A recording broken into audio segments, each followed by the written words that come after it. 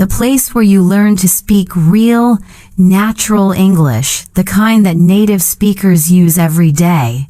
I'm so happy you're here with me today. If you're new to my channel, welcome. I'm Miss Fhuang, your English teacher from the United States, and I help learners all around the world speak English with confidence and clarity. Before we begin, don't forget to click like if you enjoy learning English this way.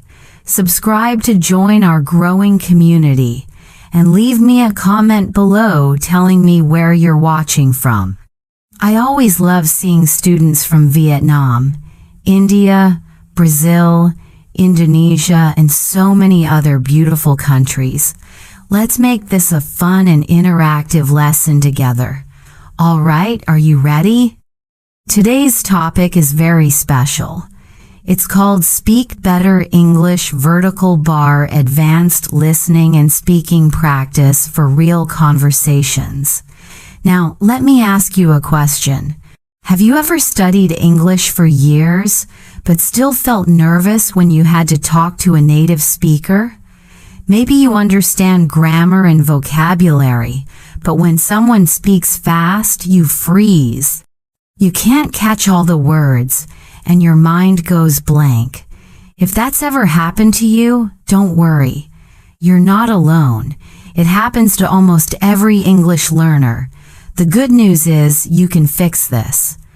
You can train your brain to listen and respond more naturally, just like native speakers do.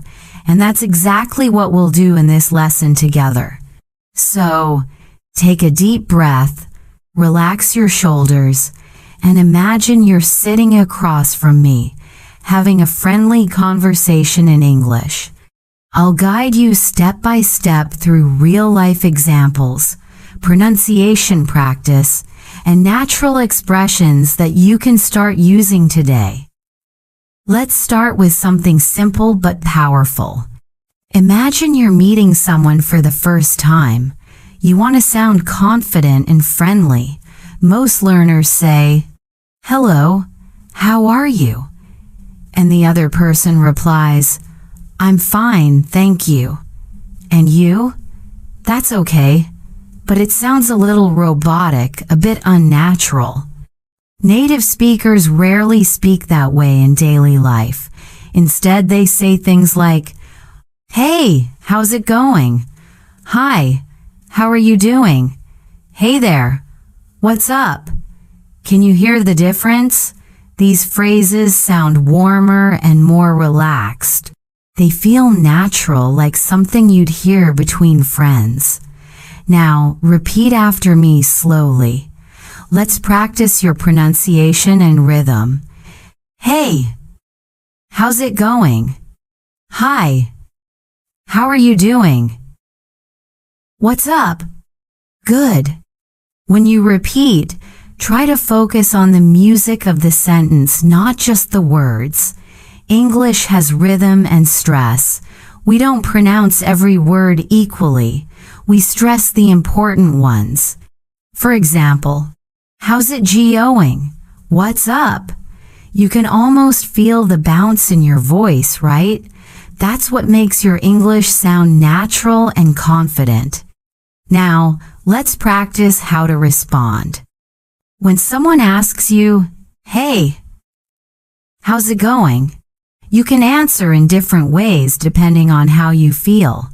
Let's look at some examples. "Pretty good, thanks." "Not bad." "How about you?" "I'm doing great." "How about yourself?" All of these sound friendly and natural. Try saying them out loud now. "Pretty good, thanks." "Not bad." "How about you?" "I'm doing great." "How about yourself?" Perfect. Remember, your tone matters as much as your words. English speakers often use rising and falling tones to express emotion. Here's a fun challenge for you. Say "pretty good, thanks" 3 times, each with a slightly different feeling. First, say it cheerfully, as if you're excited to see someone. Then, Say it calmly like you're relaxed. Finally, say it a bit tired like you've had a long day but you're okay. See how much meaning you can express just with your tone? That's what makes spoken English so alive. Now, let's go a bit deeper. When we talk to someone in real life, we don't just exchange greetings. We continue the conversation naturally. For example, "Hey, how's it going?" "Not bad." "How about you?" "Good, thanks. I've been super busy with work lately." Then maybe you ask a question to keep the conversation going. "Oh, really? What kind of work do you do?" This kind of small talk is essential in English. It helps you build connections, sound polite, and keep the conversation flowing. Many learners struggle with this part. They don't know what to say after the greeting. So let's practice how to respond naturally and show interest. Let's try this short dialogue. Listen first. A. "Hey there. What's up?" B. "Not much. Just finishing some homework. How about you?" A. "Same here. I've got a big test coming up. Now let's repeat it together. Ready?" A. "Hey there, what's up?" B. "Not much. Just finishing some homework. How about you?" A. "Same here. I've got a big test coming up." Great. That's a natural, friendly conversation between two students. Notice how short and simple the sentences are. Native speakers often use short responses and contractions, like "I've got" instead of "I have got," or "What's up" instead of "What is up." So here's a little question for you. I want you to type your answer in the comments. When someone says, "Hey, what's up?" to you, how would you reply? Think of one or two natural answers and write them below. I'll read your comments and reply to some of you personally. Now let's talk about listening. Speaking naturally is one side of the conversation, but listening well is the other. To understand fast native English, you need to train your ears and your brain. Native speakers often connect their words. For example, listen carefully. "How are you doing?" often sounds like "How ya doing?" "What do you want to eat?" becomes "What do you want to eat?" Did you hear that blending? That's called connected speech. It's very common in natural English. Let's try to say it together slowly. "How ya doing?" "What do you want to eat?" Good job. Don't worry if it feels strange at first. The more you listen and repeat, the more natural it will become. And that's what this whole series will help you with, training your ear, your mouth, and your confidence to handle real-life English conversations. In the next part, we'll go deeper into how to sound more natural and fluent when you speak, including how to use fillers like, and actually the right way. But before you go, here's your small homework for today. Watch a short English video, maybe from a movie or a vlog, and try to notice how people greet each other. Write down at least 2 phrases you hear and bring them to the next lesson. All right, that's all for part 1. You did an amazing job today. Remember, progress takes time, but every minute you spend listening and speaking brings you closer to fluency. I'm proud of you for being here and practicing with me. Keep going, and I'll see you in part 2 of this lesson, where we'll make your English sound even more natural and confident. I'm so happy to see you here again. If you've already watched part 1, great job. You've learned how to greet people naturally and respond in real-life English. Now, in part 2, we're going to take the next step, learning how to sound more fluent, natural, and confident in conversations. If you haven't watched part 1 yet, I recommend going back to it first. It will help you understand this part even better. All right, let's begin. When we listen to native English speakers, it often feels like their sentences flow smoothly, almost like a song. They don't speak word by word, they connect ideas naturally. And one big reason they sound so natural is because they use something called fillers. Fillers are small words or sounds that people use while thinking. They help you sound relaxed and natural, not like you're reading from a textbook. For example, words like, like, actually, well, so, kind of. Let's listen to an example. A. So, what do you do in your free time? B. Well, I usually read books or, hang out with friends. Did you hear how well and made the answer sound more natural? The speaker didn't rush. They sounded relaxed and confident. Now, let's practice. Repeat after me slowly. Well, I usually read books or, hang out with friends. Again, well, I usually read books or, hang out with friends. Good job. When you use fillers, make sure you don't use them too much, just enough to sound natural. Here's another example. A. How was the movie? B. It was like really interesting but kind of confusing at the same time. Notice how like and kind of help the speaker sound more expressive. It's what real people say when they're sharing opinions. Now let's break this down together. Say it after me. It was like really interesting but kind of confusing at the same time. Perfect. All right, now let's look at intonation. This means how your voice rises and falls when you speak. English uses melody to show emotion, interest, and meaning.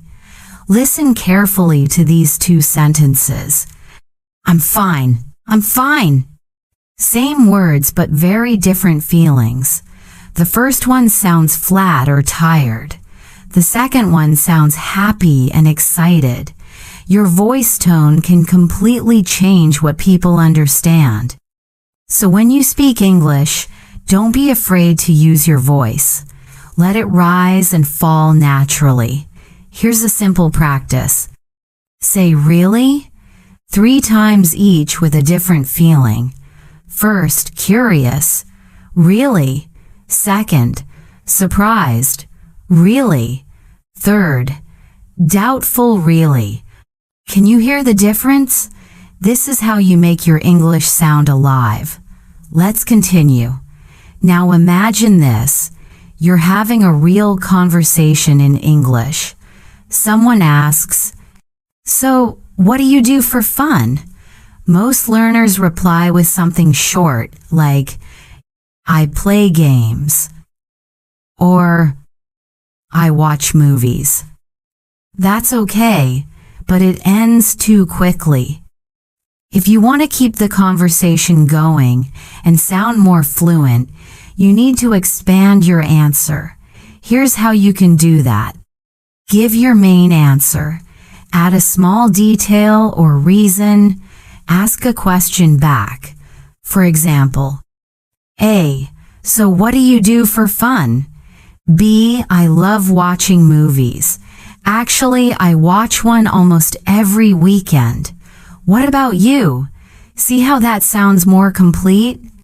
You gave a natural answer, added a personal detail, and then invited the other person to talk. That's how fluent speakers communicate. Now, your turn. Repeat after me. I love watching movies. Actually, I watch one almost every weekend. What about you? Good. Try changing the activity. For example, I enjoy cooking. It helps me relax after work. What about you? Or, I like going for walks. It's like the best way to clear my mind. Every time you practice, imagine you're really talking to someone. This kind of speaking habit builds real fluency. Now, let's do a short listening practice together. I'll say a short conversation twice, once slowly and once naturally. Your job is to listen carefully and try to understand every word. Ready? Slow version. A. Hey, do you want to grab some coffee later? B. Actually, I've got a meeting in an hour. Maybe after that? A. Sure. Just text me when you're done. Now, listen again, the natural, faster version. A. Do you want to grab some coffee later? B. Actually, I've got a meeting in an hour. Maybe after that? A. Sure. Just text me when you're done. Did you catch the difference? Notice how "do you want to" became "do ya wanna." This is natural spoken English. We connect words to speak faster and smoother. Let's practice saying that first line together. Do ya want to grab some coffee later? Say it again. Do ya want to grab some coffee later? Excellent. That's exactly how native speakers say it. Now, here's your mini task for today. I want you to think of one real situation where you might invite someone to do something. Maybe meet for lunch, study together, or go shopping. Write your sentence in the comments below using natural English. For example, hey, want to grab lunch later? Or, do you want to go shopping this weekend? I'll read your comments and correct them if needed. Before we finish part 2, let's quickly review what you've learned today. You learned about fillers like, well, actually, and kind of. You practiced intonation, how to make your voice sound natural and expressive. You learned how to expand your answers to sound more fluent and confident. And you started listening to real connected speech, like "dia wanna." These are all essential skills for real-life conversations. Remember, don't worry about being perfect. English fluency is not about speaking fast. It's about speaking naturally with rhythm, tone, and confidence. In the next part, we'll practice how to keep a conversation going even when you don't know what to say next.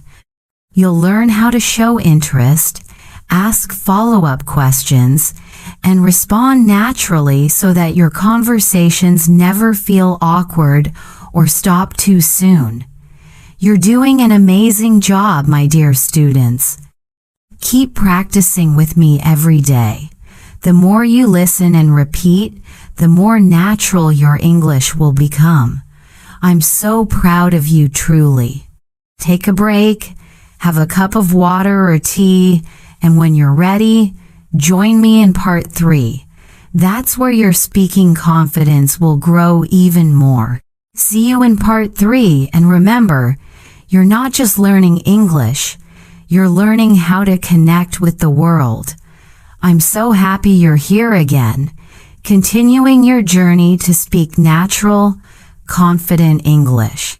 You've already learned how to greet people, use fillers, and speak with a natural tone. You're doing so well, really. You should be proud of yourself. Today, in part 3, we're going to focus on one of the most important skills in real conversations: how to keep the conversation going even when you don't know what to say next. Let me start with a question. Have you ever had a conversation in English where it suddenly went silent? Maybe you didn't know how to reply, or you ran out of ideas, and it just stopped. That's okay, it happens to everyone. But here's the good news. You can learn simple and natural ways to keep any conversation alive. You don't need to speak fast or use fancy vocabulary. You just need the right tools, and that's what we'll practice today. All right, let's get started.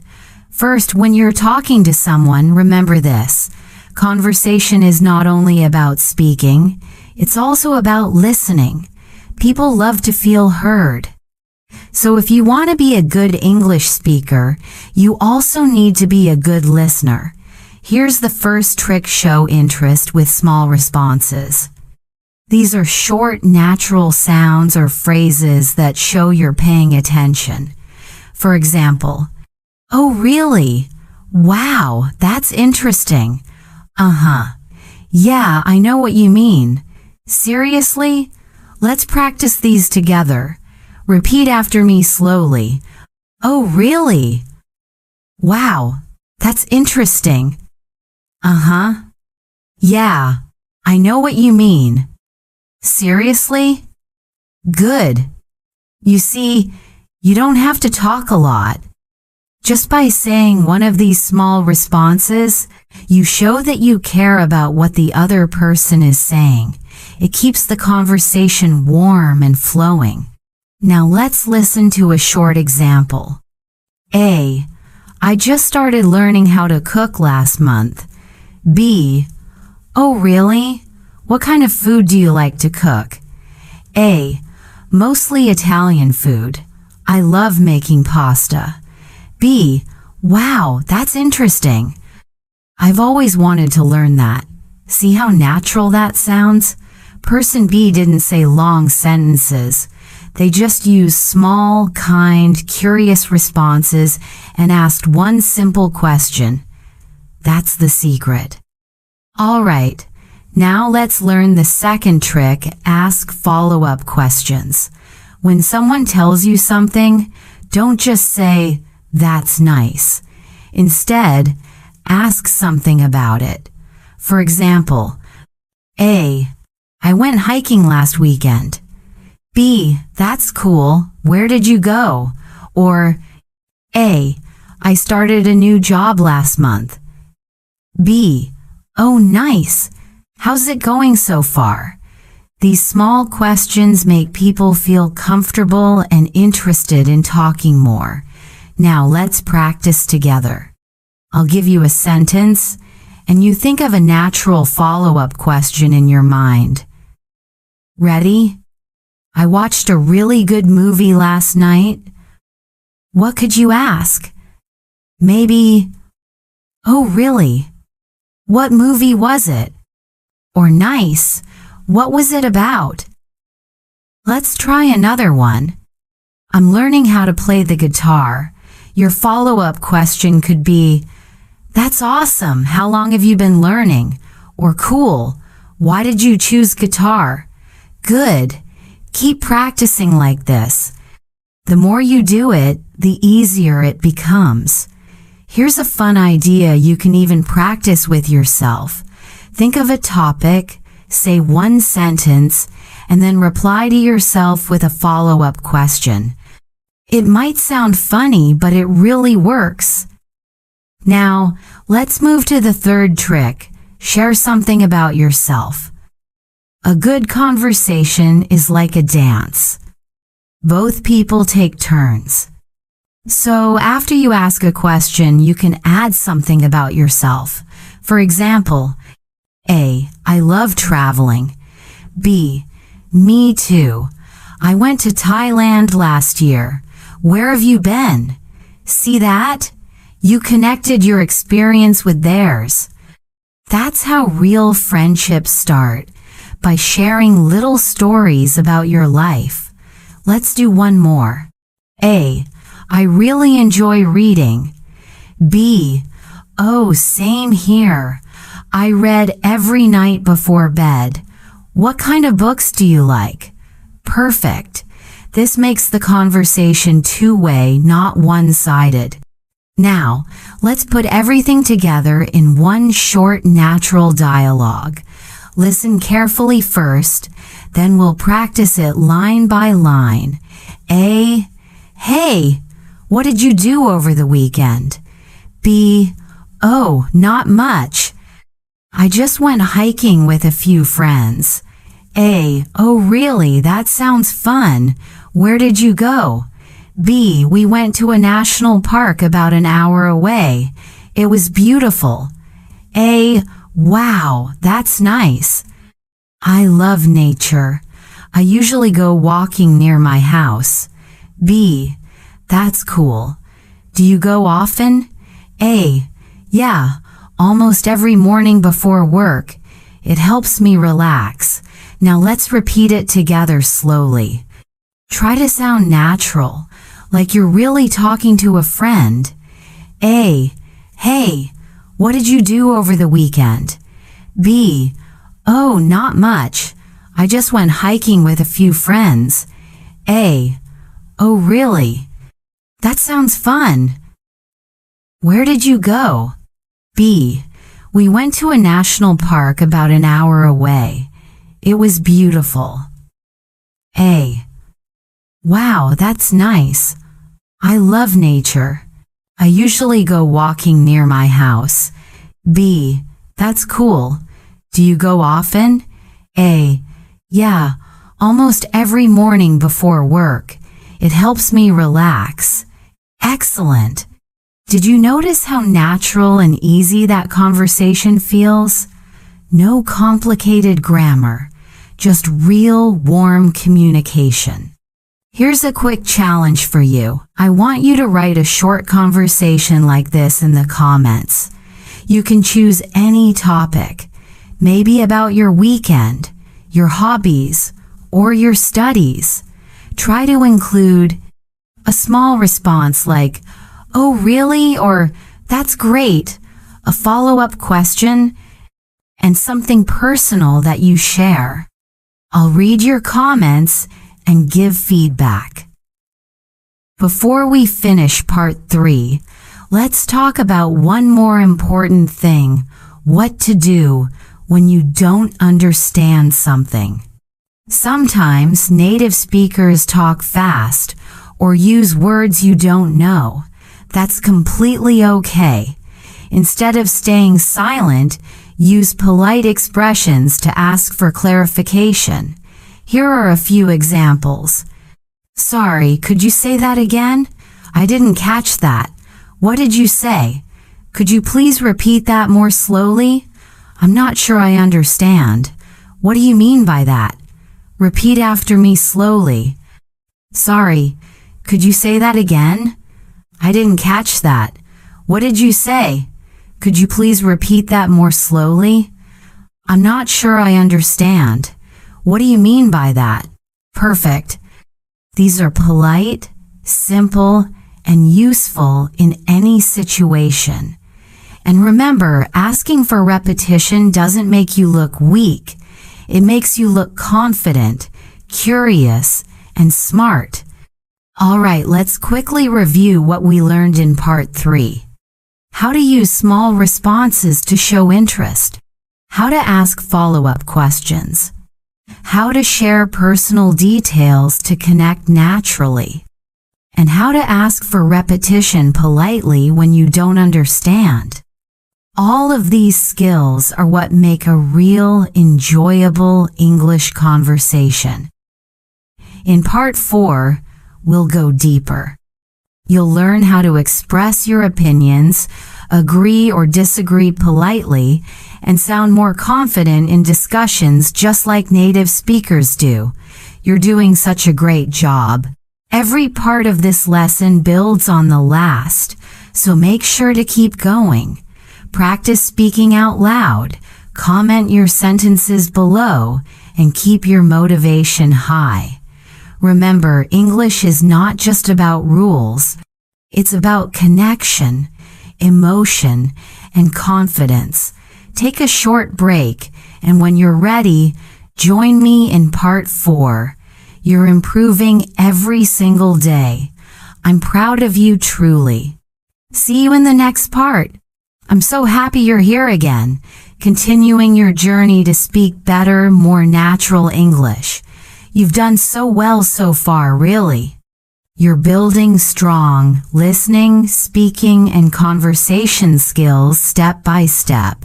In part 3, we practiced how to keep a conversation going, how to respond, ask follow-up questions, and show interest naturally. Today, in part 4, we'll take things to the next level. You'll learn how to express your opinions, how to agree and disagree politely, and how to sound confident and respectful when sharing your thoughts in English. This is a very important skill because in real life, we don't always agree with everyone, and that's okay. What matters is how you express yourself. So, let's begin. First, let's start with how to share your opinion. When someone asks for your opinion, you don't have to jump straight into your answer. In English, we often use short phrases to introduce what we think. These make your speech sound smoother and more natural. For example, you can say, I think, in my opinion, to be honest, if you ask me, I feel that. Let's practice saying these together slowly. I think, in my opinion, to be honest, if you ask me, I feel that. Perfect. Now, let's use them in full sentences. I think learning English through movies is really effective. In my opinion, coffee is better than tea. To be honest, I prefer small towns to big cities. If you ask me, studying with friends is more fun. I feel that listening practice is the key to fluency. Good job. You see how natural these sound? You can use them in almost any conversation. Now let's move to the next part, how to agree politely. When you agree with someone, don't just say yes. Try using short, friendly phrases like these. Yeah, I totally agree. That's so true. I know, right? Exactly. You're right about that. I couldn't agree more. Let's repeat them together slowly. Yeah, I totally agree. That's so true. I know, right? Exactly. You're right about that. I couldn't agree more. Great. Now, let's listen to a short example. A. I think watching English movies helps you improve faster. B. Yeah, I totally agree. It's a fun way to learn new words. Can you feel how friendly and natural that sounds? It's not formal. It's just two people having a real conversation. Now, sometimes you might not agree, and that's completely fine. The key is to disagree politely. You don't want to sound rude or too direct. So instead of saying you're wrong, you can use softer phrases. Here are some polite ways to disagree. I see what you mean, but I think that's a good point. But I feel that I understand, but I'm not sure I agree. Maybe, but I have a different opinion. Well, actually, I think let's practice these together. I see what you mean, but I think that's a good point. But I feel that I understand, but I'm not sure I agree. Maybe, but I have a different opinion. Well, actually, I think. Excellent. Now let's see how this sounds in a real dialogue. A. I think studying grammar is the most important part of learning English. B.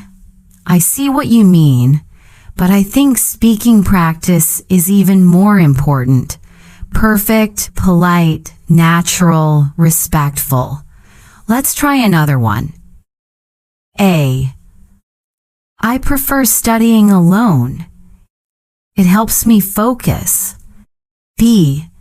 That's a good point, but I feel that studying with friends can be more motivating. Did you notice how both people share their opinions calmly and kindly? That's how confident speakers communicate. Now, here's a little exercise for you. I'll say a statement, and I want you to respond with either agreement or polite disagreement. Ready? Statement 1. Online classes are better than in-person classes. You could say, "Yeah, I totally agree." Or, "I see what you mean, but I prefer learning face-to-face." Statement 2. English is harder than any other language. You could say, "That's true. It can be challenging." Or, "Maybe, but I think it just takes practice." Statement 3. Coffee is better than tea. You could say, "Exactly." Or, "I'm not sure I agree. I love tea. Great work." Remember in English, how you say something matters just as much as what you say. Now, let's add another layer expressing uncertainty. In real conversations, you might not always have a strong opinion. You might want to sound polite, flexible, or unsure. In that case, you can use phrases like, "I'm not sure, but maybe, it depends, I guess, probably, let's practice. I'm not sure, but I think it's going to rain. Maybe she'll come later. It depends on the situation. I guess you're right, probably, but we can check to be sure." These expressions make your English sound natural, just like how native speakers talk every day. Now, let's practice everything in a longer, realistic dialogue. Listen carefully. A. I think learning English online is better than going to school. B. I see what you mean, but I prefer learning in a classroom. I like face-to-face interaction. A. Yeah, that makes sense. But online lessons are more flexible. B. True. Maybe a mix of both is the best way. Did you hear how balanced that sounds? Neither person is arguing. They're sharing opinions, respecting each other, and keeping the conversation friendly. That's what real communication is all about. Now let's practice together. Repeat the dialogue slowly after me. A. I think learning English online is better than going to school. B.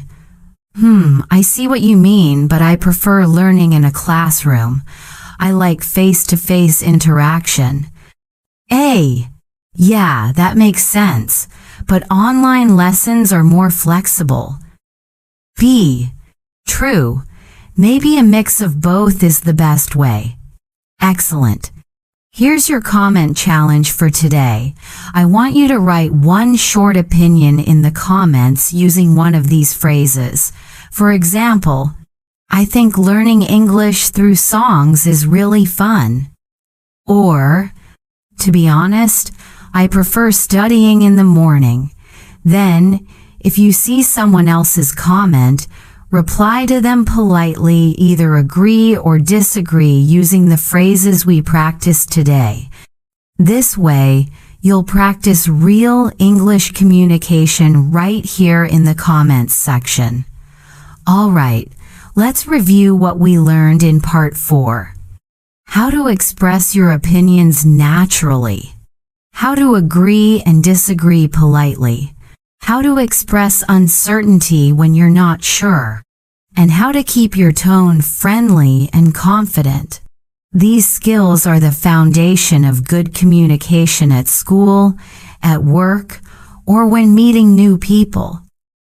In part 5, we'll go even further. You'll learn how to express feelings and emotions in English, how to sound more human, more real, and more connected when you speak. You're doing amazing, my dear students. Each part you complete makes your English stronger, smoother, and more confident. Keep practicing with me. Repeat, listen, and speak out loud. That's how real progress happens. I'll see you in part 5, where we'll make your English sound even more natural and expressive. Keep going, you're doing great. I'm so proud of you for continuing this lesson series. You've already learned so much: how to greet people naturally, how to keep conversations going, how to share opinions politely, and how to agree or disagree with confidence. You're truly becoming a real English communicator, not just a learner. In today's lesson, part 5, we're going to explore something very special: how to express feelings and emotions in English. Why is this important? Because language is not just words. It's emotion, it's tone, it's how we connect with people. When you speak English with emotion, your words become alive. People don't just understand you, they feel you. So today, we'll learn how to talk about emotions naturally, how to sound expressive, and how to make your English more human, more real, and more powerful. All right, let's begin. First, let's look at some common ways to express how you feel. We often start with the simple phrase, I feel, or I'm feeling. Let's practice. I feel happy. I'm feeling tired. I feel nervous. I'm feeling excited. Now, let's make them sound more natural, like real people say them in daily life. Instead of, I feel happy, you can say, I'm so happy today. I'm really tired after work. I'm kind of nervous about my test. I'm super excited for the weekend. Notice the difference? Adding words like so, really, kind of, super makes your sentence sound more emotional and natural. Let's repeat them together. I'm so happy today. I'm really tired after work. I'm kind of nervous about my test. I'm super excited for the weekend. Excellent. Now, let's talk about how to express positive emotions. Here are some examples. I'm excited when something good is going to happen. I'm happy when you feel joy. I'm proud of myself when you've done something good. I'm grateful when you feel thankful. I'm relaxed. It's when you feel calm. Let's repeat. I'm excited. I'm happy. I'm proud of myself. I'm grateful. I'm relaxed. Great job. Now, let's move to negative emotions. Sometimes we feel sad, worried, or upset, and that's okay. We should know how to express those feelings too. Here are some examples. I'm sad. I'm upset. I'm tired. I'm stressed out. I feel lonely. Let's say them together. I'm sad. I'm upset. I'm tired. I'm stressed out. I feel lonely. Perfect. Now let's go deeper. In real life, we often use emotional expressions. With explanations, we don't just say how we feel, we say why. For example, I'm tired because I stayed up late last night. I'm excited because I'm starting a new job. I'm a bit worried because my exam is tomorrow. I'm happy because I passed my driving test. Adding because helps people understand you better and makes your conversation more natural. Let's try a little speaking practice. I'll say the first part of a sentence and you complete it in your mind. Ready? I'm happy because, I'm nervous because, I'm proud because, I'm sad because. Good. You can even write your answers in the comments below. Tell me how you feel today and why. I always love reading your thoughts. Now, let's practice how to react to someone else's feelings. This is important for building empathy in conversation. When someone tells you how they feel, you can respond naturally using short, caring expressions.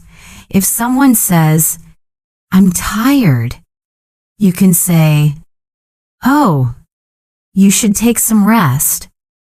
If someone says, "I'm sad," you can say, "I'm sorry to hear that."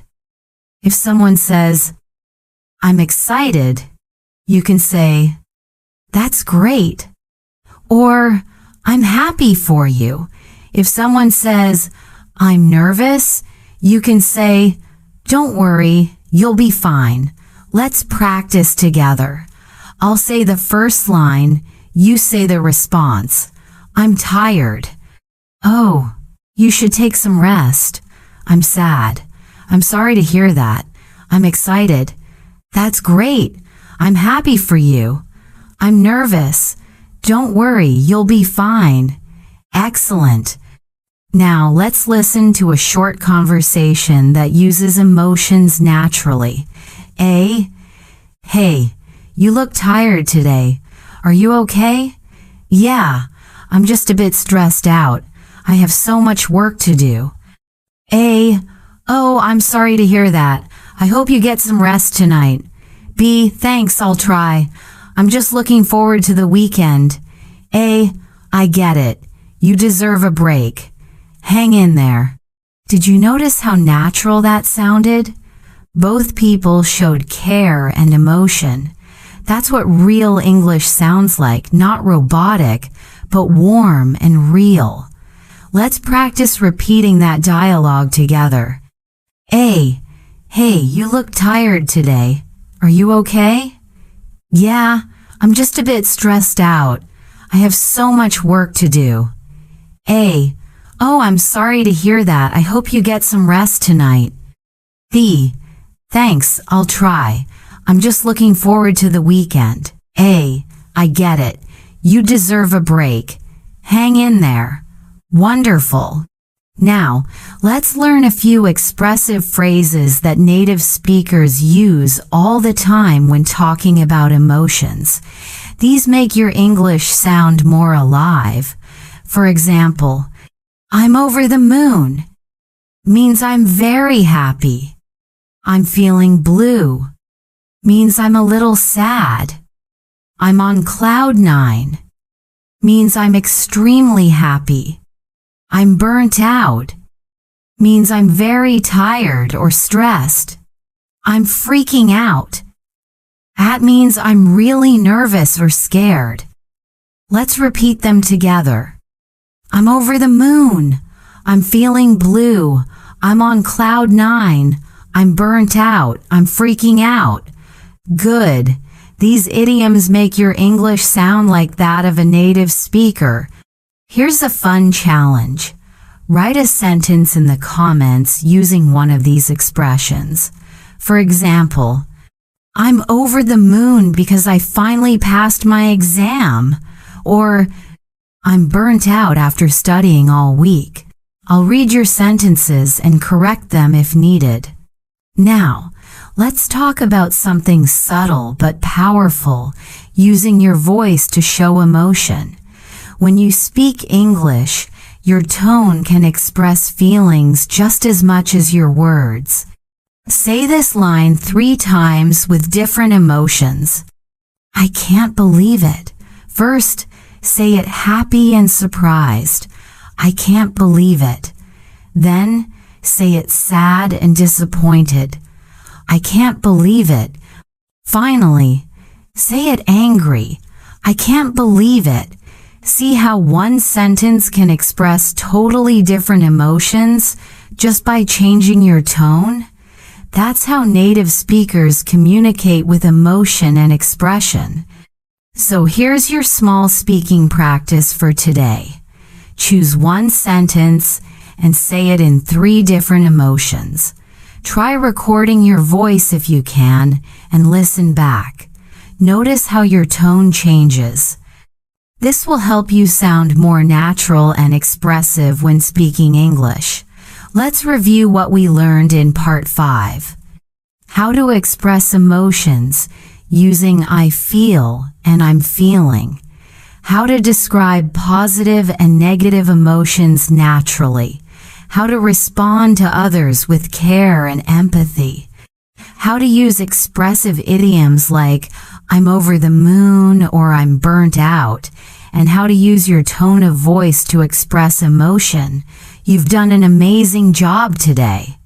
Speaking with emotion makes your English sound real, alive, and deeply human.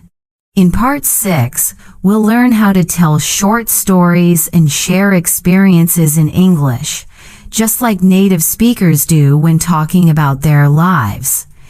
You'll discover how to use past tense naturally, how to make your stories interesting, and how to connect with your listener emotionally. You're doing great, my dear students. Keep your motivation high, and don't forget to practice out loud. Every time you speak, you're building real confidence. Take a short break, drink some water, and when you're ready, come join me in Part 6. I'll see you there, and remember, English becomes powerful when you speak it with feeling. I'm so proud of how far you've come. You've practiced greetings, opinions, emotions, and empathy, all the skills that make English conversations real and alive. Today, in Part 6, we'll take another exciting step forward. We're going to learn how to tell short stories and share experiences in English. Why is storytelling so important? Because real English conversations are full of stories. When you talk to friends, co-workers, or even strangers, you often share small stories about what happened to you, how you felt, or something funny that happened recently. If you can tell a story clearly, with emotion and confidence, people will enjoy listening to you. You'll sound fluent, natural, and interesting. So, in this lesson, I'll teach you how to start a short story naturally, how to organize your ideas clearly, how to use past tense correctly, how to make your story sound engaging and real. All right. Let's get started. First, how do native speakers usually begin a short story? They don't start with once upon a time, that's for fairy tales. In daily life, we start more naturally, like this. You won't believe what happened to me yesterday. I had the funniest experience last week. Something really strange happened this morning. Let me tell you about a time when I got lost. These openers immediately catch attention. They make people curious. Let's practice saying them together. You won't believe what happened to me yesterday. I had the funniest experience last week. Something really strange happened this morning. Let me tell you about a time when I got lost. Perfect. These are great ways to start your story. Now, let's look at the structure of a short story. A good story in conversation usually has 3 simple parts. The beginning. What happened and when? The middle. The main event or problem. The end. The result or how you felt. Let's look at a short example. I was on my way to work yesterday when something funny happened. I got on the wrong bus. I didn't notice until I looked outside and saw totally unfamiliar streets. I laughed so hard because it took me 10 minutes to realize I was going the wrong way. Finally, I got off, crossed the street, and took the bus back. It was such a silly morning, but now it's a funny memory. Did you hear the structure? Beginning. I was on my way to work yesterday. Middle. I got on the wrong bus. End. I laughed, took another bus, and it became a funny memory. Simple, clear, and real. Now, let's practice together. I'll say a story, and then I'll pause for you to repeat it out loud. Ready? I was going to the supermarket last weekend. But when I got there, I realized I forgot my wallet at home, so I had to walk all the way back to get it. I felt so embarrassed, but I also laughed at myself. Good job, you see? That's a short, real story, and it sounds natural in conversation. Now let's talk about the past tense, because storytelling in English usually happens in the past. Here are some key past tense verbs we use often. Go, went. See, saw. Do, did. Eat, ate. Get, got. Have had, make, made. Feel. Let's repeat a few examples together. I went to the park. I saw my friend. I did my homework. I ate dinner late. I got a new job. I had a great weekend. I made a mistake. I felt so happy. Nice work. Now let's listen to another short conversation between two people sharing experiences. A. Hey, how was your weekend? B. It was great. I went hiking with my friends. A. Oh, really? Where did you go? B. We went to Blue Hill Park. It was so beautiful. A. That sounds nice. How long did you hike? B. About 3 hours. My legs were so tired, but it was worth it. Simple, right? But this is how real people talk about their experiences every day. Now, let's repeat the dialogue together slowly. A. Hey, how was your weekend? B. It was great. I went hiking with my friends. A. Oh, really? Where did you go? We went to Blue Hill Park. It was so beautiful. A. That sounds nice. How long did you hike? B. About 3 hours. My legs were so tired, but it was worth it. Perfect. Now, here's an important tip when you tell a story. Try to use connecting words to make it flow smoothly. Some useful connecting words are first, then, after that, finally. Let's try using them in a short story. First, I woke up late this morning. Then, I realized my phone battery was dead. After that, I rushed to get ready for work. Finally, I made it just in time. Let's repeat that story together. First, I woke up late this morning. Then, I realized my phone battery was dead. After that, I rushed to get ready for work. Finally, I made it just in time. Beautiful. Do you notice how natural and clear that sounds? These connecting words help listeners follow your story easily. Now, let's make the story sound emotional by adding expressions and feelings. First, I woke up late this morning. I couldn't believe I overslept. Then I realized my phone battery was dead. Ugh, not again. After that, I rushed to get ready for work. It was total chaos. Finally, I made it just in time. I felt so relieved. Now it sounds more like real life, right? Let's practice again, with feeling. Try saying it out loud, make it dramatic and expressive.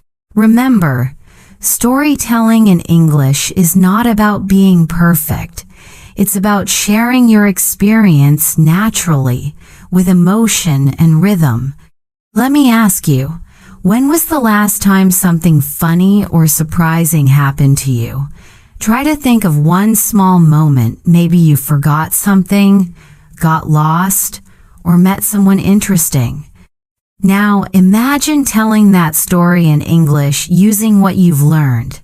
Start with, "You won't believe what happened to me," or "Something funny happened yesterday." Then describe what happened using simple past tense verbs. Add connecting words first, then, after that, finally, and end with how you felt. You can even write your short story in the comments below. I'll read them and correct your sentences if needed. Now, here's a small listening and speaking challenge for you. I'll tell you a short story, and then I'll ask a few questions. Listen carefully. Last weekend, I went to a cafe near my house. I ordered a cup of coffee and started reading a book. After a few minutes, I realized I had taken someone else's drink by mistake. The barista came over and said, "Excuse me, that's not your coffee." I was so embarrassed. Everyone laughed, including me. I said sorry and got my real coffee. It was a funny moment I'll never forget. Now, can you answer these questions? Where did I go last weekend? What mistake did I make? How did I feel? Think about your answers and say them out loud. Here are the correct answers. I went to a cafe near my house. I took someone else's drink by mistake. I felt embarrassed, but also laughed. Did you get them right? Great job!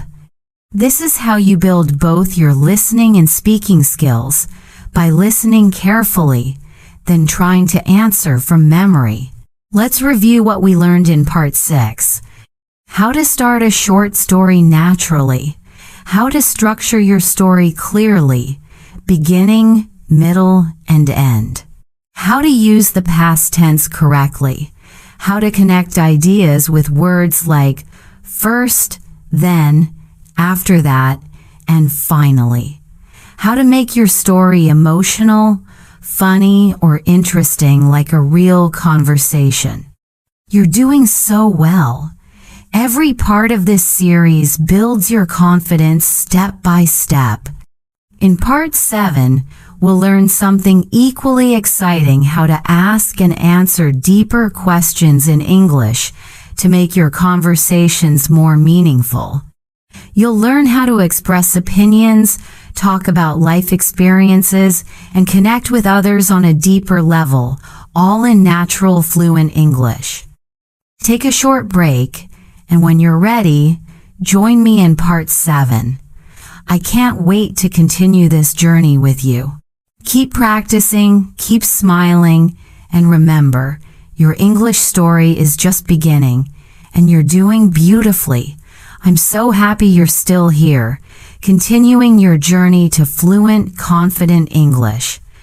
You've done amazing work so far. You've learned how to express your emotions, share your stories, and speak naturally with feeling and connection. Now, in Part 7, we're going to go even deeper. Today's focus is on how to ask and answer meaningful questions in English, the kind of questions that make people open up, share more, and truly connect with you.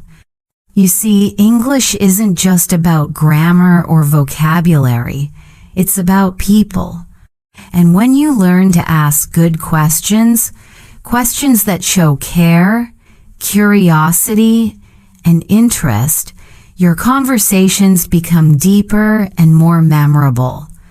So today we'll learn how to ask natural, friendly questions, how to answer in a clear and expressive way, how to build longer, more interesting conversations. Let's begin. When most English learners talk, they often use very simple questions like, "How are you? What do you do? Where are you from?" Those are fine, but they can sound a little mechanical if that's all you ask. To make real, warm connections, you can ask more open, emotional questions. For example, instead of "How are you?" Try how are you feeling today? Or how's your day going so far? Instead of what do you do, try what do you enjoy most about your job? Instead of where are you from? Try what's your hometown like? Do you hear the difference? These questions invite longer, deeper answers. Let's practice them together. How are you feeling today? How's your day going so far? What do you enjoy most about your job? What's your hometown like? Perfect. Now let's look at how to answer these questions naturally. When someone asks, how are you feeling today? Instead of just saying, I'm fine, try to add a little detail. For example, I'm feeling great today. I finally finished my big project. Or, I'm a bit tired, but I'm happy because I went for a morning walk. When someone asks, what do you enjoy most about your job?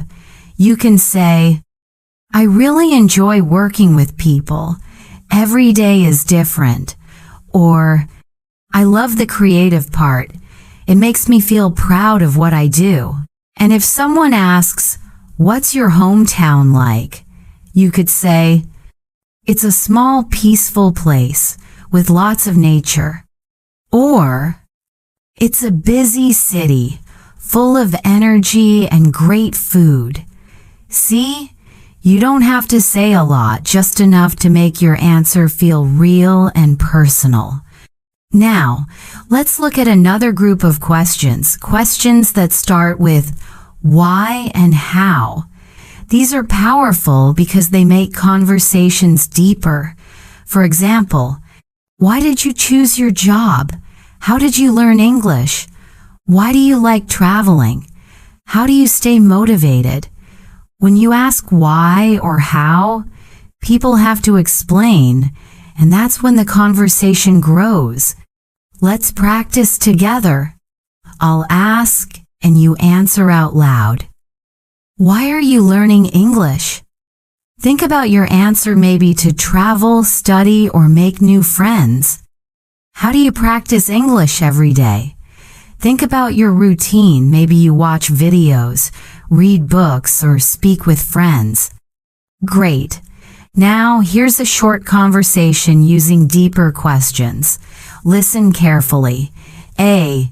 Hey, you speak English really well. How did you learn? B. Thanks. I started watching English movies when I was in high school.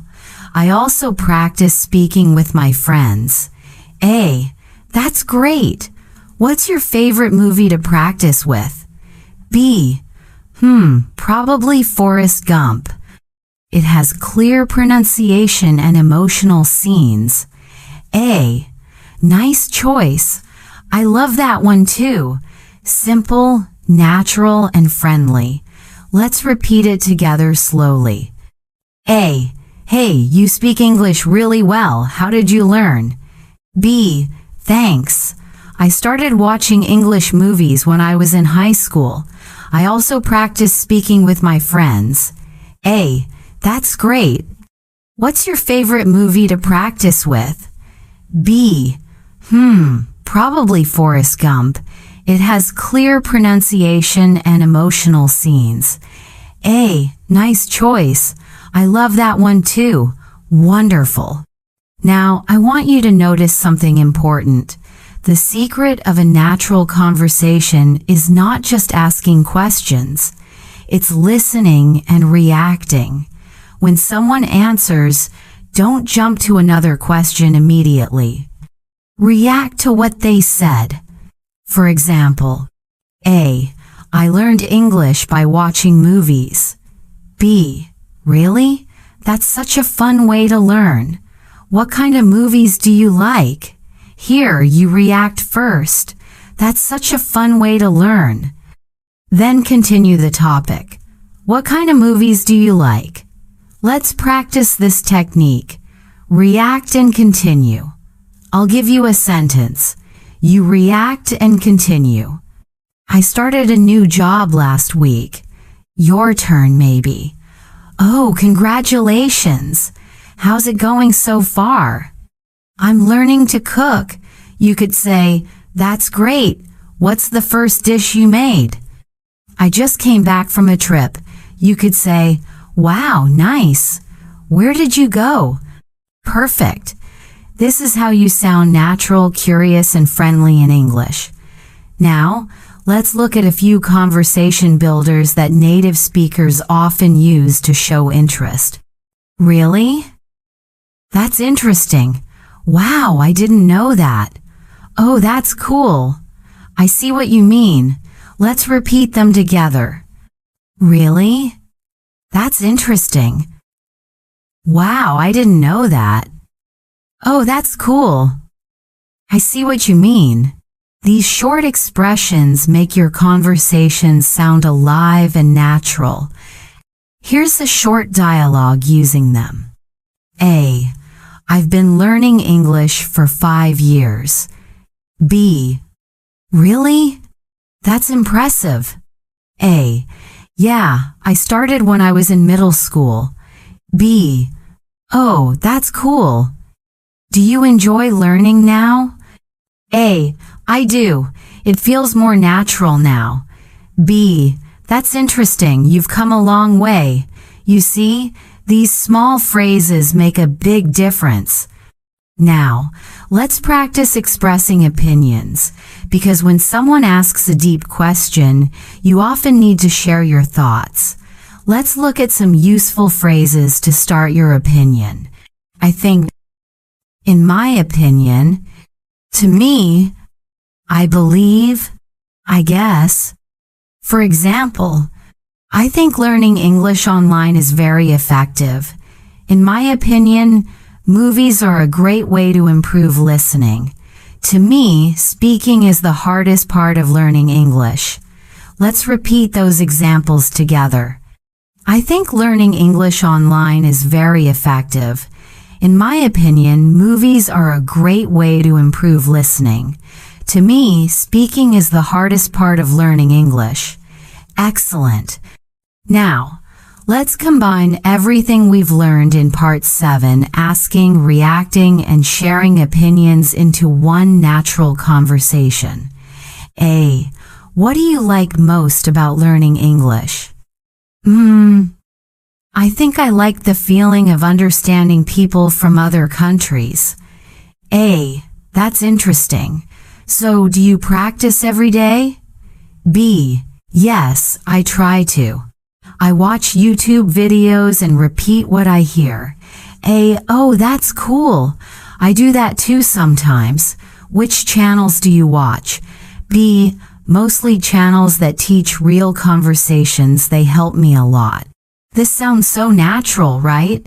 Two people sharing, listening, and connecting. Now it's your turn. Try to imagine having this kind of conversation in your daily life with your classmates, your teacher, or even online friends. Here's a small practice task for you. Think of 3 meaningful questions you could ask someone in English. For example, what's one thing that makes you happy? What's something new you learned recently? How do you relax after a busy day? Then try to answer those questions yourself. Say them out loud, even record yourself speaking. This will help you build natural fluency and confidence. Before we end, let's review what we learned today. How to ask friendly and meaningful questions. How to react to answers naturally. How to share your own opinions clearly. How to build longer and deeper conversations in English. You did a wonderful job today. The more you practice these kinds of conversations, the more natural your English will become. In Part 8, we'll learn how to give compliments, show appreciation, and respond politely, a very important skill for real-life English communication. You'll learn how to sound kind, confident, and respectful in every situation. So take a short break, and when you're ready, Join me in part 8. Keep going, my dear students.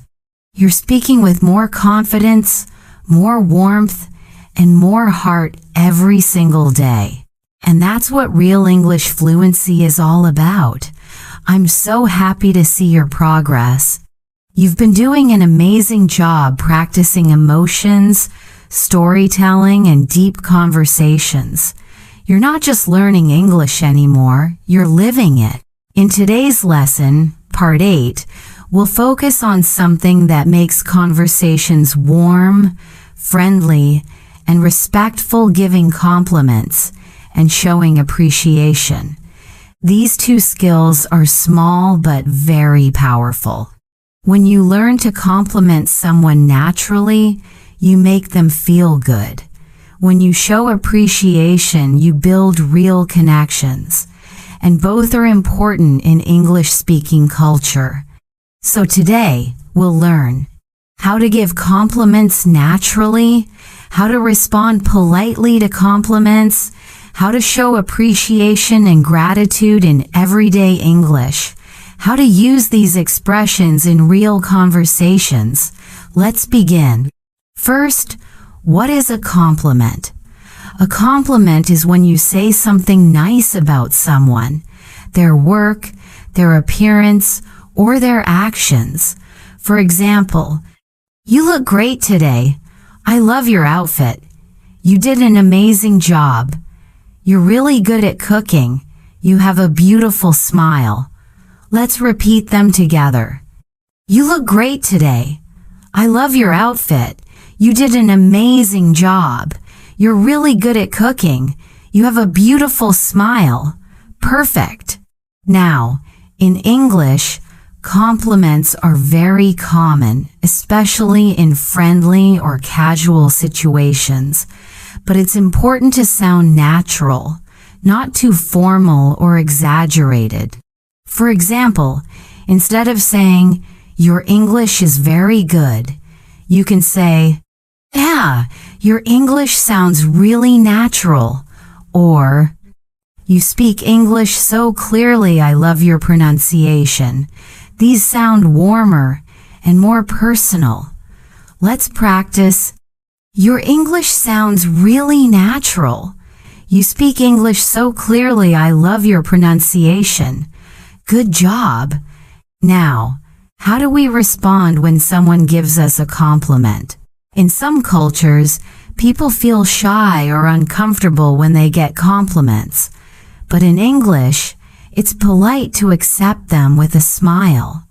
Here are some natural ways to respond. "Thank you. Thanks, that's so kind of you. Thanks, I really appreciate that. Thanks, I worked hard on it. Thanks, that means a lot to me." Let's repeat. "Thank you. Thanks, that's so kind of you. Thanks, I really appreciate that. Thanks, I worked hard on it. Thanks, that means a lot to me." Excellent. Let's listen to a short dialogue that uses compliments and responses naturally. A. "Hey, I really like your presentation today. You spoke so confidently." B. "Thanks. That means a lot. I was nervous, but I practiced a lot." A. "Well, it really showed. You did great." B.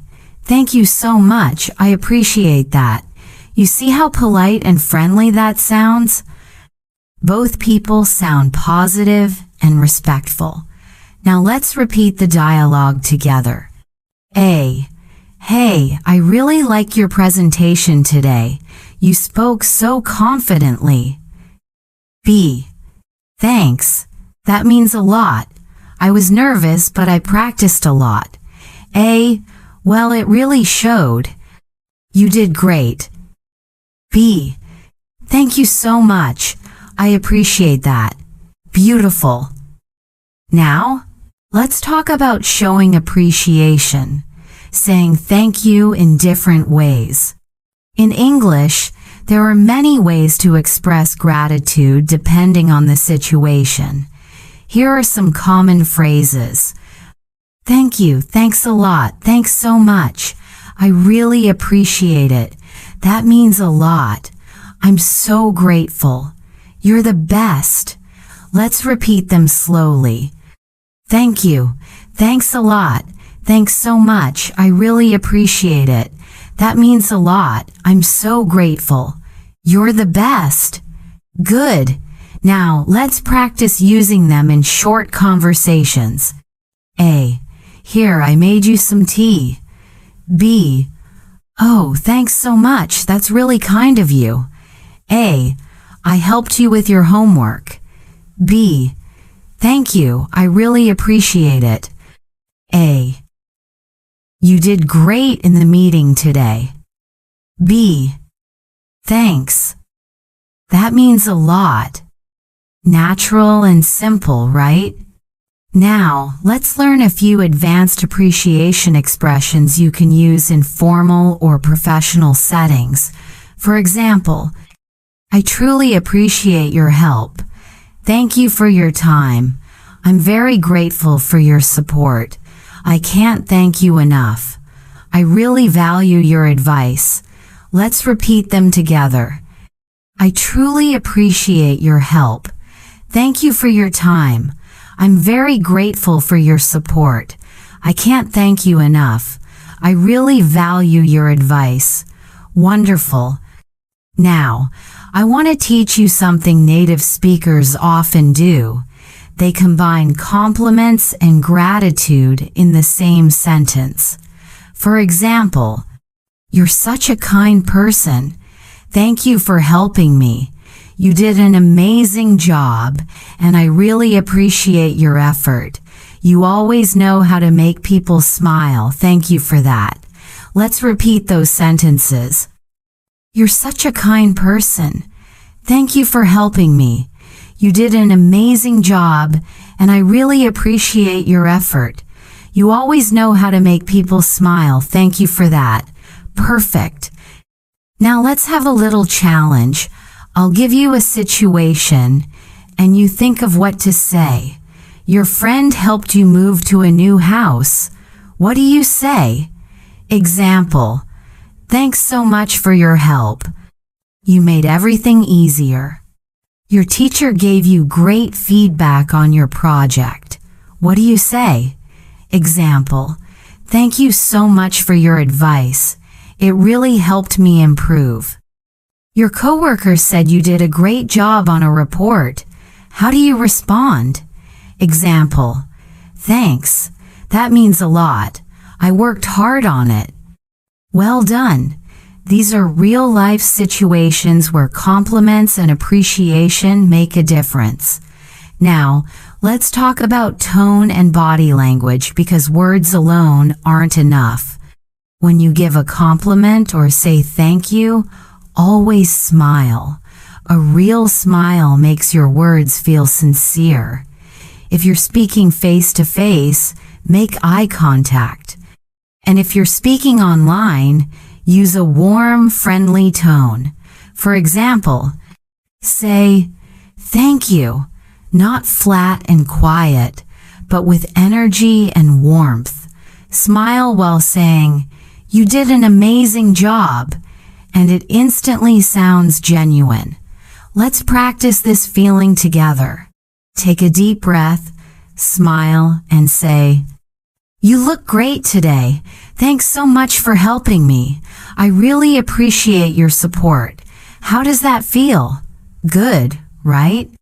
That's real connection through kindness and sincerity. Now, let's listen to one more natural conversation. A. I just wanted to say you did such a great job organizing the event today. Everything went perfectly. B. Thank you. That means so much. I worked really hard on it. A. Well, it showed. Everyone had a great time. B. I'm so happy to hear that. Thanks again for saying it. Notice how natural and balanced this sounds. Both people show kindness and appreciation. That's how you build relationships in English. Let's repeat that dialogue together. slowly. A. I just wanted to say you did such a great job organizing the event today. Everything went perfectly. B. Thank you. That means so much. I worked really hard on it. A. Well, it showed. Everyone had a great time. B. I'm so happy to hear that.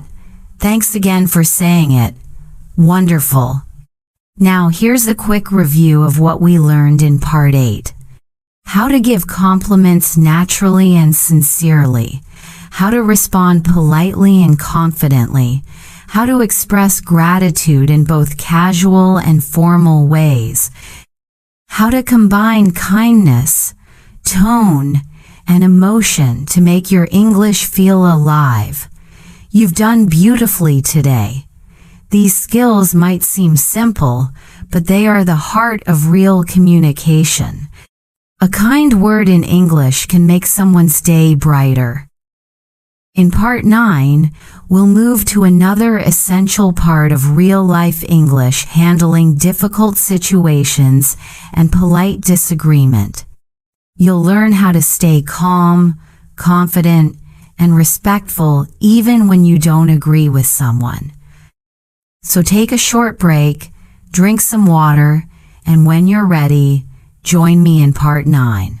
Remember, your words have power when you use them with kindness. Your English becomes not just fluent, but truly beautiful. I'm so proud of how far you've come. You've learned how to express emotions, tell stories, and give compliments with confidence. Now, it's time to take your English to the next level by learning how to handle difficult situations and disagree politely in English. This skill is very important for real-life conversations. Why? Because in English-speaking cultures, people often share opinions, and sometimes they don't agree. But disagreement doesn't mean conflict. In English, it's all about how you disagree with calmness, respect, and clear communication.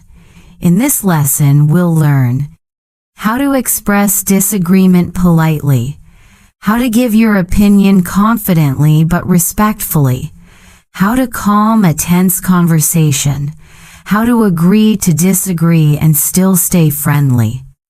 Let's begin. First, let's talk about disagreeing politely. Imagine your friend says something you don't agree with. You don't want to sound rude or too direct. Instead of saying, "You're wrong," which sounds strong, native speakers use softer phrases. Here are some examples. "I see what you mean, but I think," "That's a good point, but I feel," "I understand your opinion, but in my experience, I'm not sure I agree with that." "I respect your view, but I have a different perspective." Let's repeat them together. "I see what you mean, but I think," "That's a good point, but I feel," "I understand your opinion, but in my experience, I'm not sure I agree with that." "I respect your view, but I have a different perspective." Wonderful! These expressions help you sound polite, calm, and open-minded, not angry or defensive. Now, let's listen to a short example. A. "I think working from home is not productive." B. "I see what you mean, but I think it really depends on the person. Some people are more focused at home." See how polite that sounds? B doesn't say, "You're wrong." They acknowledge A's opinion first, then share their own. Let's repeat that conversation. A. "I think working from home is not productive." B. "I see what you mean, but I think it really depends on the person. Some people are more focused at home." Excellent. Now, here's another common situation. Someone says something you partly agree with, but not completely. In that case, you can use partly agree expressions. For example, I agree with you to some extent, but you're right about that. But I also think I agree with some parts, but not all. That's true, but there's another side to it. Let's repeat them together. I agree with you to some extent, but you're right about that. But I also think I agree with some parts, but not all. That's true, but there's another side to it. Perfect. Now let's practice with another mini dialogue. A. Watching TV helps me relax after work. B. That's true, but there's another side to it. Sometimes too much screen time can make you feel tired. You see how polite and balanced that sounds? That's how English speakers discuss gently, respectfully, and logically. Now, let's talk about giving opinions. When you want to share what you think, use these natural expressions. I think, in my opinion, from my point of view, if you ask me, to me it seems like, let's repeat together. I think, in my opinion, from my point of view, if you ask me, to me it seems like, now, let's combine them with our polite disagreement expressions. For example, I see what you mean, but in my opinion, traveling helps people grow. I understand your point, but from my experience, online learning can be very effective. That's a good point, but if you ask me, communication is more important than grammar. Try repeating them slowly after me. I see what you mean, but in my opinion, traveling helps people grow. I understand your point, but from my experience, online learning can be very effective. That's a good point, but if you ask me, communication is more important than grammar. Well done. Now, let's move to something a bit more emotional, calming, a tense conversation. Sometimes, people might get upset or emotional when discussing something serious. In those moments, your tone and words matter more than anything. Here are some calm, polite phrases you can use. Let's stay calm and talk this through. I understand this is a sensitive topic.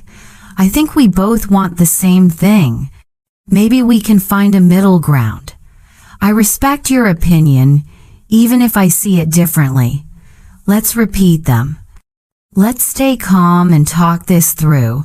I understand this is a sensitive topic. I think we both want the same thing.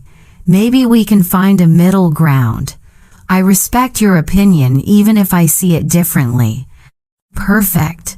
Let's listen to a short dialogue that shows calm and respect. A. I really think everyone should wake up early. B.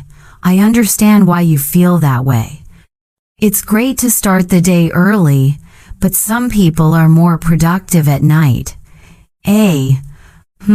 I guess that's true. Maybe it depends on the person. B. Exactly. Everyone's different. You see how they both stay polite and flexible? That's what real communication looks like. Two people listening and responding thoughtfully. Now let's repeat that dialogue.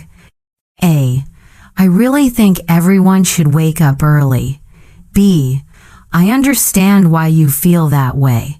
It's great to start the day early, but some people are more productive at night. A. I guess that's true.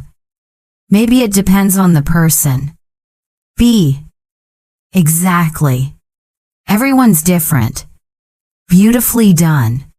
Now, sometimes we need to end a disagreement politely without arguing or sounding negative. Here are a few phrases that help. I guess we'll just have to agree to disagree. You might be right, let's see what happens. That's an interesting point. Thanks for sharing your thoughts. It's okay that we see things differently. Let's repeat them. I guess we'll just have to agree to disagree. You might be right. Let's see what happens. That's an interesting point. Thanks for sharing your thoughts. It's okay that we see things differently. Perfect. Here's a little practice exercise for you. I'll describe a situation and you try to think of a polite response. Your coworker says, "I think learning grammar is a waste of time." You can say, "I see what you mean, but I think grammar helps us understand structure." Your friend says, "Movies are better than books."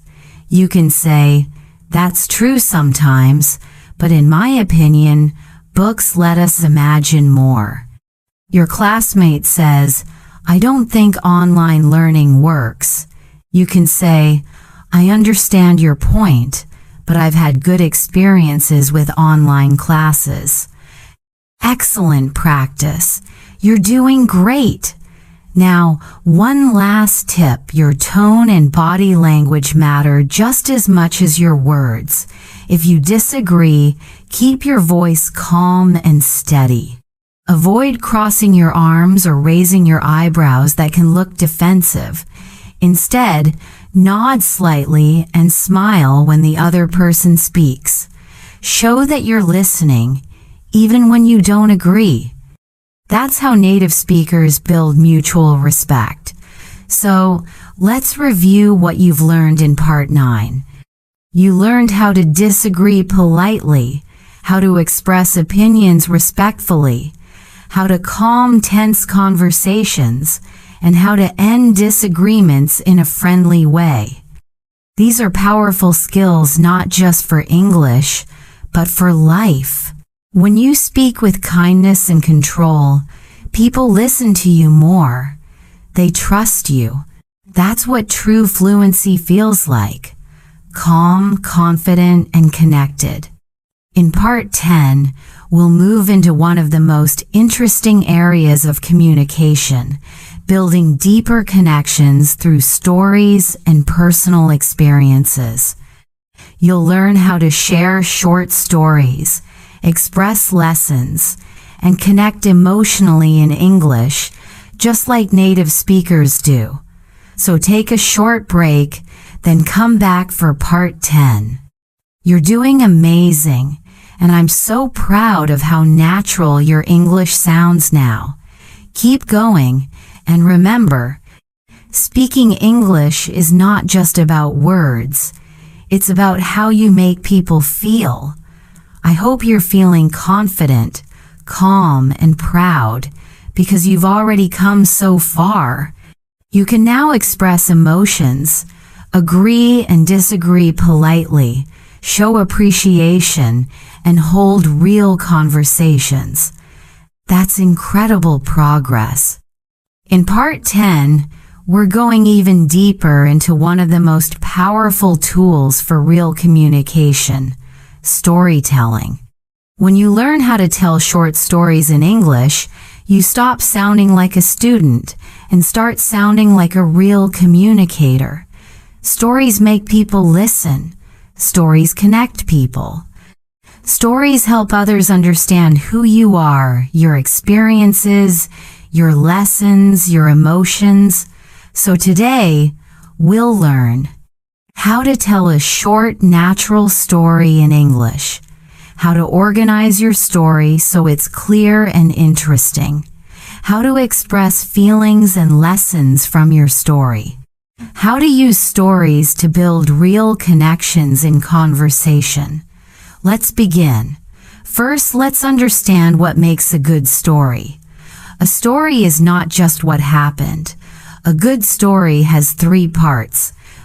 The beginning, what happened first, who was there, where you were.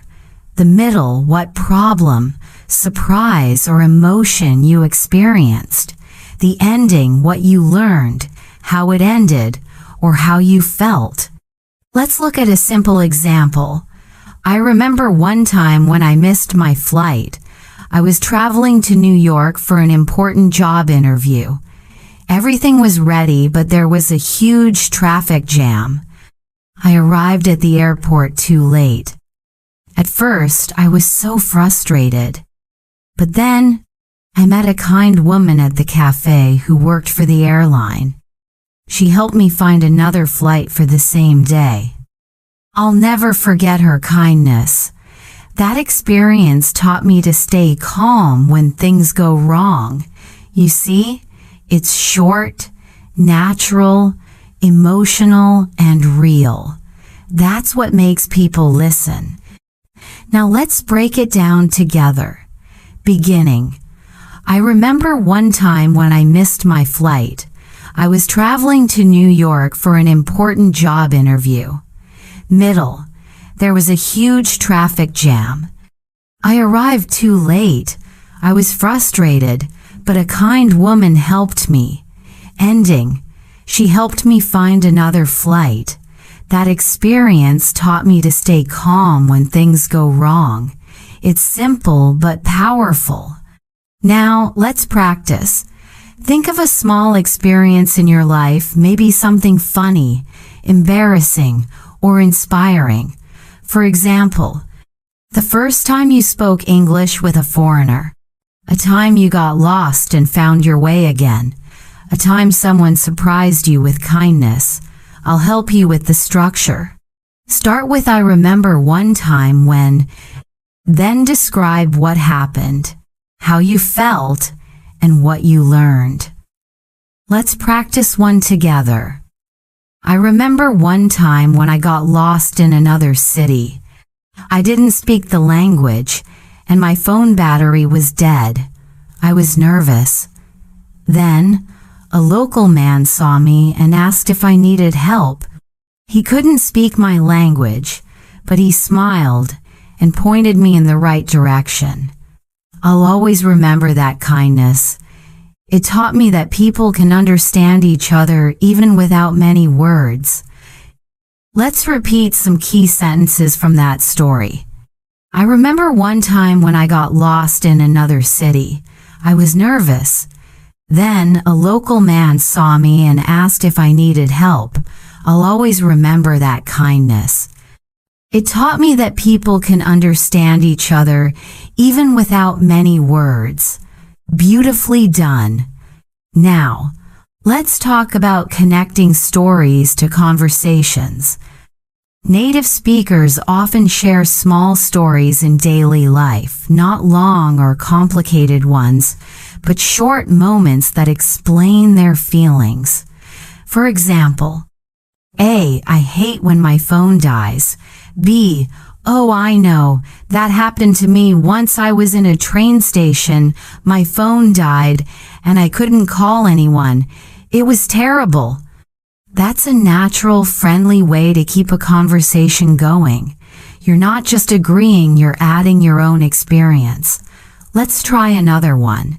A, I love learning languages. B, me too. When I first started learning English, I used to listen to songs and repeat the lyrics. It helped me so much. See how that feels natural and warm? That's how English speakers bond, through small personal stories. Now, let's practice telling a story about a lesson learned. I'll tell you one, and then we'll repeat and analyze it together. When I first moved to the United States, I was shy to speak English. I was afraid of making mistakes, but one day, I met a friendly woman at the supermarket. She started talking to me, and I had to respond. I spoke slowly, but she smiled and listened patiently. I realized that people don't care if your English is perfect, they care if you try. From that day, I started speaking more, and my English improved so fast. Now, let's repeat some parts together. I was afraid of making mistakes, but one day, I met a friendly woman at the supermarket. She smiled and listened patiently. I realized that people don't care if your English is perfect, they care if you try. That's a real English lesson inside a story. Now, let's talk about how to express emotions naturally in storytelling. Here are some useful expressions. Instead, I was so nervous. I couldn't believe it. I was really excited. It was embarrassing. I felt so proud.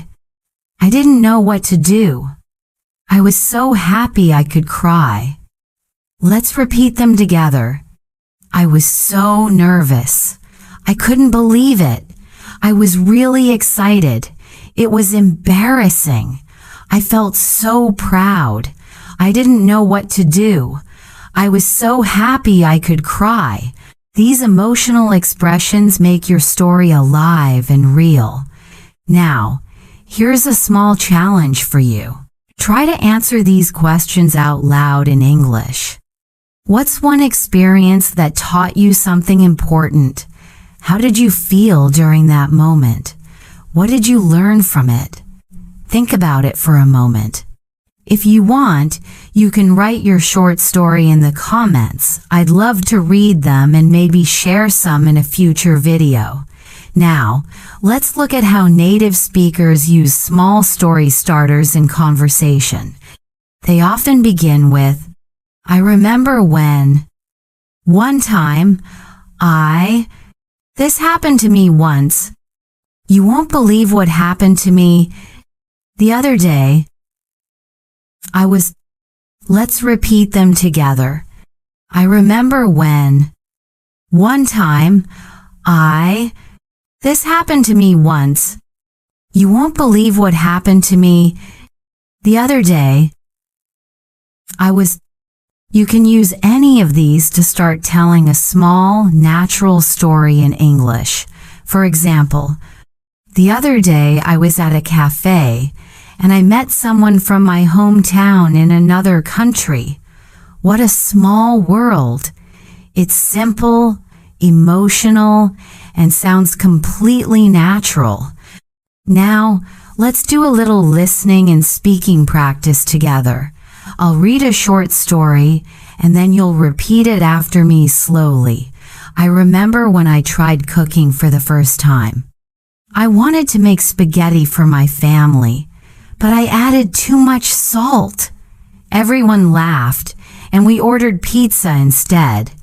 It was funny, and I learned to always taste my food before serving it.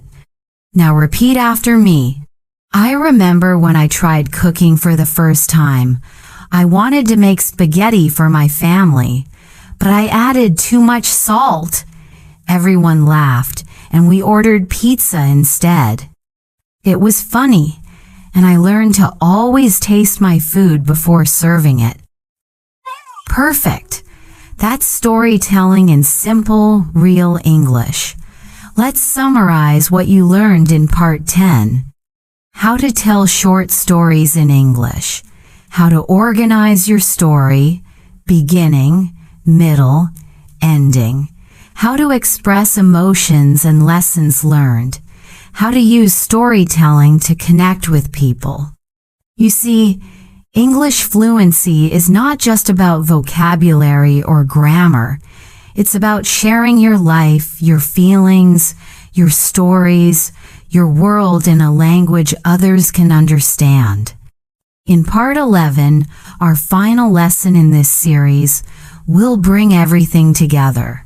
You'll learn how to combine all these skills, emotions, opinions, gratitude, storytelling, and confidence to speak English naturally in any situation. It's going to be powerful, inspiring, and full of motivation for your English journey. So take a deep breath, smile, and get ready for our final part. I'm so proud of you. You're not just learning English.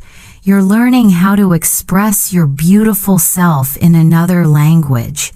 You've made it to the final part, Part 11.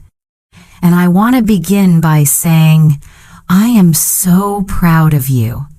You've completed a full journey of listening, speaking, and growing in confidence. Today, we'll bring everything together every skill, every phrase, every emotion you've learned, and use them to speak English naturally in real conversations. So take a deep breath, relax your shoulders, smile. You've earned this moment. In this final part, we'll review the key skills you've learned in this series. Practice putting them together in real-life conversation examples. Talk about how to continue improving your English every day naturally and confidently. Let's begin with a short review.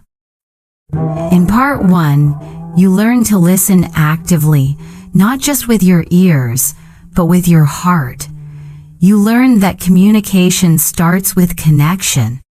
In part 2, we practice sounding natural, using tone, rhythm, and emotion to make your English feel alive. In part 3, we explore daily English situations, greetings, small talk, and how to build warm connections. In part 4, you learned how to show empathy and care to make your words kind and meaningful. In part 5, we focused on asking and answering questions, naturally keeping a conversation flowing.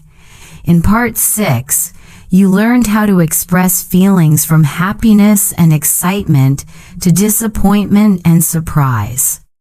In part 7, we practiced talking about life, goals, and dreams using English to express your heart. In part 8, we learned how to give compliments and show appreciation, small but powerful ways to connect with people. In part 9, you practiced disagreeing politely and staying calm in difficult situations.